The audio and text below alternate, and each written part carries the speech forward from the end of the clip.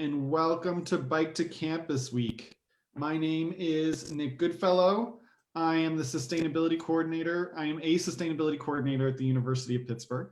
Bike to Campus Week is a collaborative effort between the University of Pittsburgh, Carnegie Mellon, and Bike Pittsburgh to welcome all the new riders and returning riders to Pittsburgh campuses. So this year we've turned the event into a virtual festival, more than a dozen sessions to cover all the essentials for starting a bike commute. A few notes, this session is being recorded and will be available to watch starting next week on the Bike Pittsburgh YouTube page. All participants are muted. If you would like to ask a question, please write it in the chat. Finally, take a moment to introduce yourself in the chat, your name, your campus, who you're affiliated with, how long you've been riding, or what you want to learn today. So earlier today, we covered how to buy a bike, how to get a bike ready for a commute, and the Healthy Ride bike share program. Tomorrow, we're going over traffic skills, which are how to bike in the city. On Wednesday, we've got sessions about what to wear when biking. Thursday, we've got a tabling session as well as general, specific campus sessions. And then Friday, we've got sessions on panels, accessing the trail, group rides, and one more session that I can't remember. Anyway, today we're talking about e-bikes. This is e-bikes 101 with Lydia and Adam, and I will give it to Lydia so that she can introduce herself. Hi everyone, my name is Lydia. My pronouns are she, her, and I work for Bike Pittsburgh as the Events and Volunteer Coordinator, and I am just here as an e-bike commuter.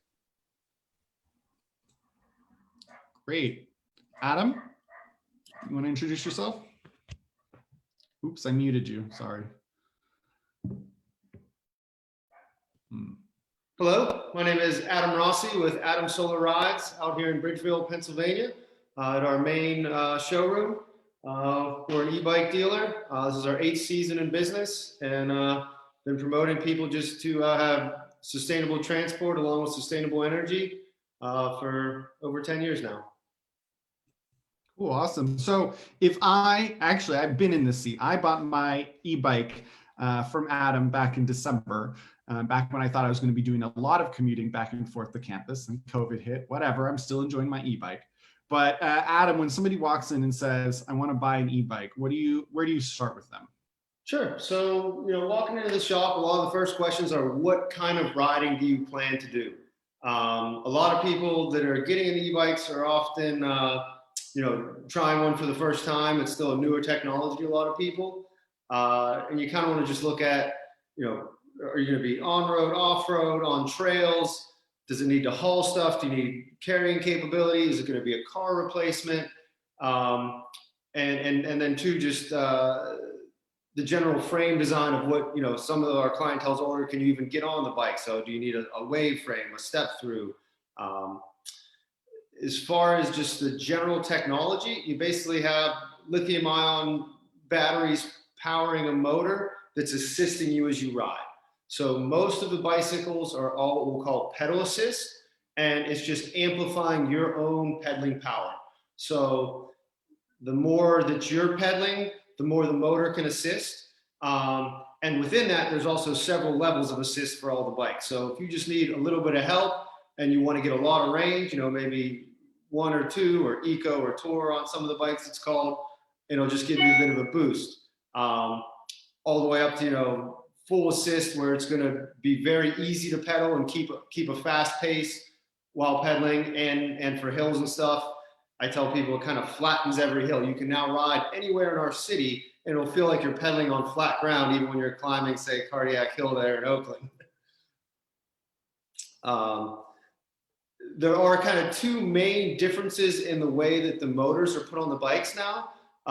Originally, when all the e-bikes started coming out, we had what was called a hub drive motor. So the motor is all on the rear wheel. It's actually laced into the spokes and into the wheel, and your power is coming from that rear wheel. So that's kind of how e-bikes started, and still a fair amount are like that, where the other style is called a mid-drive, where now the motor is in the center of the bike, which gives us some advantages with efficiency and gearing, and even the quality of most of the brands that are in the mid-drive market are a much higher tier. You have your Bosch, Shimano's, Yamaha, Broza, big time companies that are known to be a little bit more reliable. And like I said, too, also the efficiency kind of improves on the mid drive. A lot of people read a lot of stuff on the internet and they show up and it kind of opinions change once you ride one or ride the other. A hub drive bike often has a little bit more kind of kick off the line. It'll push you a little bit more. It'll give you a little bit more power. A lot of those hub drive bikes also have a throttle. So in addition to the pedal assist, where it's just pedaling and amplifying your own power, a throttle bike will let you just twist the throttle to dial in the assist. Or in the case that you don't even want to pedal, you can ride it almost like a scooter or a moped where it'll scoot you along. You do lose a little bit or a lot of the just the smoothness and responsiveness when you go to that kind of drive in a lot of cases. The mid drives, on the other hand, are going to be extremely intuitive, that it feels almost like it's just you with more power and not a motor kicking in and pushing you, but it's just you feel like, oh wow, I'm really strong today, and it's really intuitive. And they have more sensors too. So most of in most cases, the hub drive bikes are often just a cadence sensor where you pedal and then it sees the pedals are moving and it just spits out some power to match because it sees it.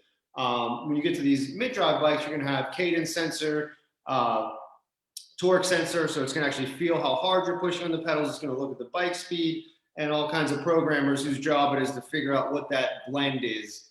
And it's a continual game. I mean, even now, just Bosch just came out with their latest Gen 4 motor and the latest update. And when you reflash these things, you get on it, and there's little nuances that just feel a little bit smoother, a little bit nicer, a little bit more intuitive. Other things to consider too, a lot of people really worry about, oh, what size motor is it, watts and torque and Newton meters. And I try to get people away from that, more just ride the bike, get a feel for it. Any e-bike you get is going to make you be able to climb any hill, to do any ride. It's going to be night and day from coming off an acoustic bike. But you will feel those differences. Some motors are going to have a little more push, some will have a little less. The battery size is something that people also shop by or pay attention to. So those are in watt hours. Your volts times your amp hours equals your watt hours, which is kind of like the capacity or the gas tank of the bike. When we started, there's like 300 watt hour batteries. I would say the minimum is now like a 400 watt hour battery. And just in the last couple of months, we're now seeing people putting 1,000 watt hour packs out, which I think is going to be near the cap of what anyone needs, because at a certain point you got more battery capacity you can even use in a day. But yeah, so somewhere 500 to 750 watt hours is probably like 2020 where the market's at for the size of a battery pack. That's going to get you a range of, I tell everybody, at least 20 miles out of any bike. As hard as you can ride it, you're always going to get at least 20 miles out of a commute. And in most cases, probably 30 to 60, 70, 80 miles out of one charge with your assistance. Price points, I would say, e-bikes start around, in the hundreds of dollars on Amazon, thousands of dollars, $1,000 or so, online. And then, $1,500 is probably the entry point for most bike shops and even mail order for something that's decent. The majority of our bikes here at Adam Solar Rise are probably between $2,000 to $3,000 is kind of the sweet spot for most of e-bikes. And then that $4,000 and $5,000 and even $6,000 bikes do exist, get you a higher level of quality. But it's at that point too, it sort of becomes component based as well. It's the bicycle components that are getting better. The difference between say a $6,000 and a $9,000 mountain bike, it's going to have the same motor and battery electronic parts. It's just the shocks and drivetrain and all that's going to be better. And the other thing too is taking a test ride is the biggest part. There's so many misconceptions, and it's difficult now doing this virtually. It's much nicer. It's like, here, just sit on this and pedal, and that's what it really takes. I mean, I see it all day long, every day. When someone comes in, they get on that bike and they take their first couple pedal strokes. There's smiles, there's cheers, there's just a genuine feel of happiness when they're riding up a hill that they just can't believe. Oh, wow, I can do this. I had a couple that was in their late 70s who had given up bike riding this year. And the husband and wife had been longtime cyclists. They got on those e-bikes and they just lit up with joy of, oh, now we can go ride wherever we want, honey. We can get back. and two, as Lydia's sitting there, I'm just looking on the screen, the cargo bike thing is going to be a huge market that's really going to replace a lot of vehicle trips where people think is you can't haul anything on a bicycle, but that's not the case once you have the assist. Now you can load up 300 pounds in groceries or equipment or whatever you need, take it where you need to go, often get there quicker without any traffic through the bike lanes, get where you need to go, have free parking, and do it all with zero emissions. The other little piece of my business I'm very proud of, we came from a solar background. So the other thing too with all these bikes, you know, they're only using 3 to maybe 10 cents in electricity for these 30 to 100-mile rides. But you can also charge it with a solar panel. So that's kind of a fun little part of it. You know, in Pittsburgh, one panel a day will provide enough energy for an e-bike to go over 100 miles. So when you start looking at, you know, these little closed loop systems of, I got my e-bike and my solar panel, you can really provide transportation for yourself and your family to do a lot without relying on anyone else. You sell little solar panel charging kits? We don't yet. We've had a couple like one-off things. I'd actually been at CMU for a lecture and kind of challenged the class there to say, come on guys, figure this charge controller system out for some electric bikes to go on the fly. But I think in the coming years, it is going to be pretty common that, you know, your pannier has a little solar panel on it that folds out on the side while it's sitting at the bike rack. And, you know, it's going to be the charging infrastructure, even with electric cars and now electric bikes, is always going to be, you know, chicken or the egg. Are all the bike racks going to have charging stations? Or people going to take their batteries inside? But like I said, too, now with the size of the battery packs and the availability, it might be more that, you know, you have enough capacity to do all the riding you need in a day. You know, I think most people's bike or e-bike commutes are going to be under 40 or 50 miles, which normally, you know, 1 or 2 batteries is plenty to accommodate that. But just, you know, being Adam Solar, there's a fun factor to thinking about the solar charging of them all. No, that's awesome.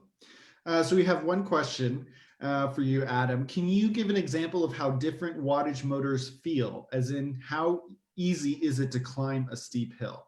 The person asks, the e-bikes that I have tried, you really didn't need a very powerful motor to get a lot of assistance.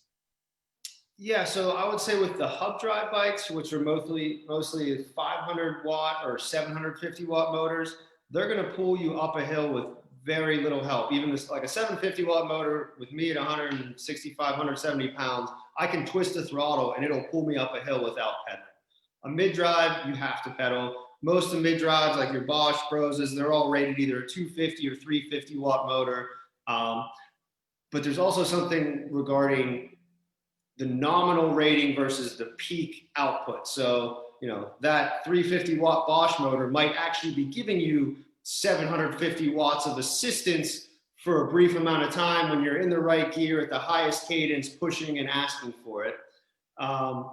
As far as climbing of the hills, I would say the motor size has a lot to do more with the speed than the effort. So even if you have say a Shimano Step 6000 or 6100, which is kind of like a lower power motor, but you're in first gear on that e-bike and the highest assist, you'll be able to ride up any steep hill. It's just the speed at which you'll do it. On that Shimano, it might be at 4 miles an hour in first gear with very little effort, where if you were making that same amount of effort on a 750 watt hub drive, you're gonna be doing 12 or 15 miles an hour up the hill. It'll be the same amount of effort from you. It's just the speed that motor helps you assist faster.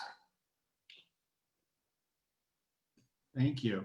So let's switch it over to Lydia. Lydia, do you want to talk about your experience with your e-bike and a bit about how it's impacted the way you get around? Sure. So I've had this electric cargo bike for about 4 years now. And a friend who was working for the company Bikes actually gave it to my spouse and I as a gift, which was the best gift ever.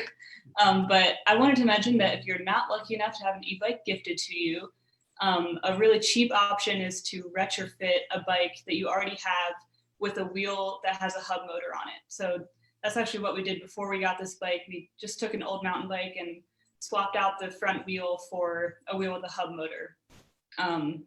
And had a throttle and stuff. Just wanted to mention that in case you are looking for a really cheap option. But yeah, so bikes in general have been my primary mode of transportation for all of my adult life. I don't have a car, and this e-bike has really made it feel easy to not have a car in Pittsburgh. I think about it like a car replacement. We even call it our minivan. So this particular bike, I'll get a little closer so you can see it, is a Yuba Spicy Curry. So it's not just an e-bike, but an e-cargo bike. And what that means is that it's designed for carrying heavier loads. So the way that this bike works, like Adam was talking about kind of the different options, there's the hub motor and then there's like the mid-drive motor. So this has a mid-drive motor, which is connected to the crank. So that provides pedal assist.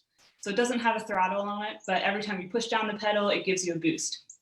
And on this bike, you can choose the level of assistance that you want from 0 to 4. I'm usually at 4 because why not? And this is how I typically have it set up with a seat on the back. This is kind of a flexible setup. So I can have another adult sitting on the back of it, which is really fun. But there's also big panniers that you can fold out. You can carry 2 or 3 bags of groceries in each pannier. And there's a front basket as well, which can hold a lot of bags of groceries or whatever it is that you're carrying. I think the biggest thing that I have ever carried on this bike is a lawnmower. My spouse has carried a queen size mattress with a box spring. And that was the moment where I was like, okay, there is nothing that you can't carry on a bike. But even like with Pittsburgh Hills, if you're just on a daily basis, if you're carrying groceries, like it's really easy to get around on this bike. Like you don't feel it going up the hills like you would on a normal bike in Pittsburgh. But yeah, so I wanted to talk a little bit about why and when I use this bike. My everyday bike is just a normal road bike, but I do end up using the e-bike a few times every week. And there are a few reasons that I would choose to use the e-bike over my regular bike on any given day. So first, obviously, if I'm carrying a heavy load or a large load, it just makes a lot more sense to take this bike. It's easier, less work. And also, since this is a cargo bike and it has a smaller back wheel, there's just a better balance on this than my normal bike, which makes it easier to carry a heavy load. Another reason is if I need to get somewhere a little more quickly than I can on my regular bike, or if I know I'm going to be traveling on a road where car traffic is moving more quickly, I would choose this bike because I can maintain a more consistent level of speed than I would with my regular bike. And there's also like, because you can maintain that speed, it feels a little safer because you can take the lane and not worry so much about cars riding on your tail, which if you bike in Pittsburgh is an experience I'm sure you've had. But it does feel a little safer when you can keep up with traffic. And then the last and probably most common reason that I would take the e-bike is just if I'm feeling tired. Sometimes you don't have the energy to get where you need to go with your own power, and taking an e-bike is a great option for that. And something about that, once in a while, I hear bicyclists getting kind of judgy about e-bikes, saying, oh man, people who ride e-bikes, they're not real bicyclists. And I think that's just garbage. I think those people aren't interested in making bicycling accessible to the huge variety of transportation needs that we have and a variety of bodies that we have. And that's what I really love about e-bikes, is that it broadens all those possibilities of what you can do with a bike. And it's also just super fun. But yeah, I'll pass it back to Nick now. Super well said. Yeah, I appreciate that as well. What are some considerations that you want to share when buying a bike? So I'm thinking of when we first got our bike, I didn't realize how heavy it was, and I don't have a garage accessible, so I have to lug it up some steps in order to get it into my dining room where I park it. So I think weight was one thing, and now as I'm like looking to move, I'm thinking, okay, does it have a garage so I can park my bikes? Are there any other things that you, as an e-bike owner, didn't think about before you got one, or that you think are, you made modifications to the way you park it or charge it or operate it? Yeah, parking is definitely the biggest thing. So a couple years ago, before I was living in this house that has a garage, I was living in a row house without a garage, and for a while we were lugging it up the steps to get it inside, and eventually we realized we could just like create our own like runnel, like we put a board on our steps to wheel the bike up, and that worked well. But it's still, for especially a long cargo bike, it is a big bike to keep in a house. So like half of our living room was like bike room, so that's definitely a consideration. You can keep these outside if you have a cover for them. I mean, they can get a little wet, but like I think it's not ideal for them to be constantly wet. So I know some people will make a little, they either get a bike rack or attach some pipes to their wall so you can lock the bike to it. That's an option as well if you don't have a space to park it inside or you don't have a garage. Yeah, I did a lot of Googling to try and figure out how to put this on my patio and like how to make concrete lock blocks, and I ended up not doing that. Adam, do you want to contribute to this? Do you have any thoughts on other considerations that people normally don't think about? The biggest thing this year that's been an issue, and kind of always, is the transport factor of finding a good e-bike rack for your vehicle. So people that still have cars and want to transport their bikes, a good quality rack is going to be $600 to $800, and if you don't have a hitch on your vehicle, you probably got to get a hitch. So a lot of times people forget about that part. Hey, we're gonna get 2 bikes. There's also that $1,000 deal to get a hitch and a quality rack, which pretty much is sold out nationwide now too. We've been doing a lot of e-bike delivery to home because we can't get racks for people. It's been difficult. So yeah, considering that. Keep in mind though, all these bikes' batteries are removable, or almost every e-bike battery is removable. So if you do lock your bike outside or somewhere else, you can use a key, take the battery off, and then take the battery into your home to charge it. Okay, we've got a question from Maggie.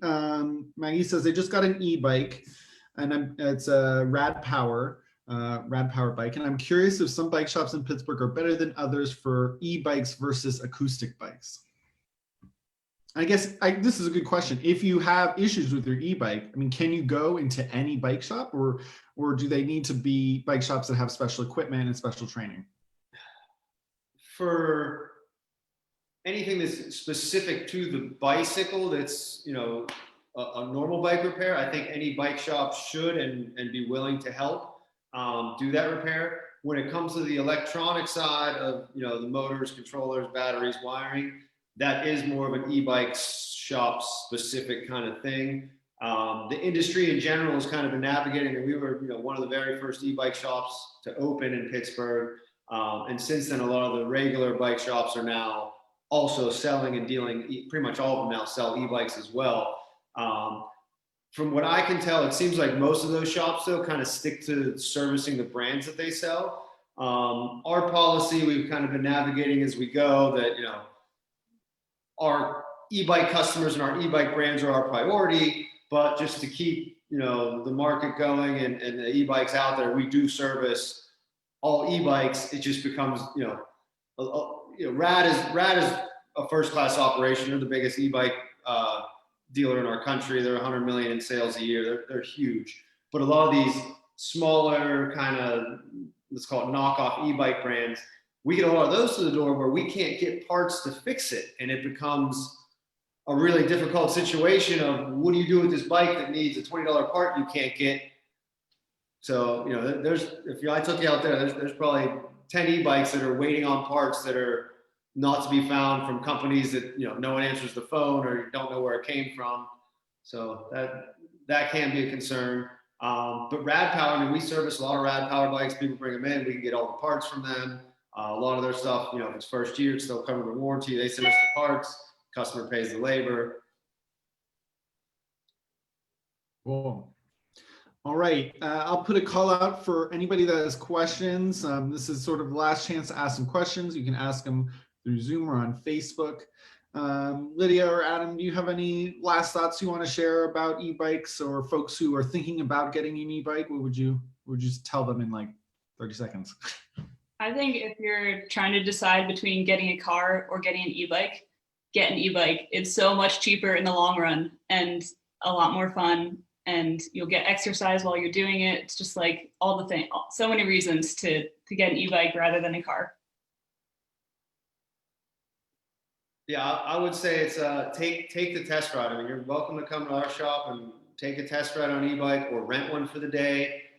Go take the ride. Once you have that experience, you're gonna want it again. And it's hard to really understand what it is until you actually ride it.